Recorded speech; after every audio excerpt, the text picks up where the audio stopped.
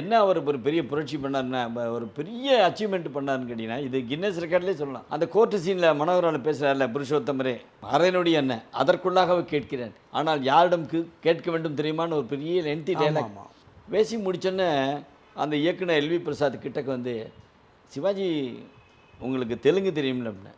தெரியும் சார். இந்த வசனங்கள் அந்த கோர்ட் சீன் மட்டும் உங்களால தெலுங்குல பேச முடியுமா? ஒரு நாளைக்கு அதை எடுப்போம் அப்படிங்கிறார். இல்ல சார், இன்னொரு நாளைக்கு ஏன் தள்ளி போடுறீங்க? இப்ப எழுதி கொடுங்க, இப்ப உடனே பேசுறேன்டார். உடனே பேச முடியுமா? பேச முடியும். சரி, முடிஞ்ச நேரத்துல எழுதிட்டாங்க, கேப் விட்டு. இது அந்த செட்ல இருக்கிற பல பேத்துக்கு டவுட். இவர் பேச முடியுமா? இது என்ன சாதாரண விஷயம்? ஏன்னா இவர் தாய்மொழி தமிழ். கண்ணம்மா ரொம்ப ஆச்சரியத்தோட பார்த்துக்கிட்டு இருந்தாங்க. அவங்க அதான் அந்த படத்தில் அம்மாவை நடிப்பாங்க. டிஆர் ராஜகுமாரி வழக்கம் போல சிரிச்சிட்டு இருந்தாங்க. புருஷோத்தமனா நடிக்கிறவர் ஒரு தெலுங்குக்காரரு.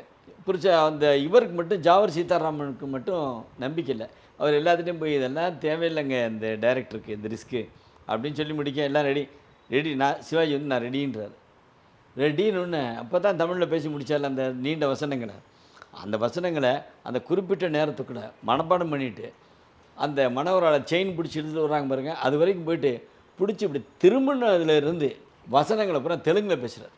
பார்த்தீங்கன்னா அந்த ப்ரொடியூசருக்கு ஒன்றும் ஓடலை. ஏன்னு கேட்டிங்கன்னா தெலுங்குலேயும் ரிலீஸ் பண்ணி பண்ணாமல் ரொம்ப ஈஸியாக இன்னொரு செய்தியும் உண்டு, ஹிந்திலேயும் பேசினார்னு. ஆனால் அதற்கான சான்று எனக்கு கிடைக்கல.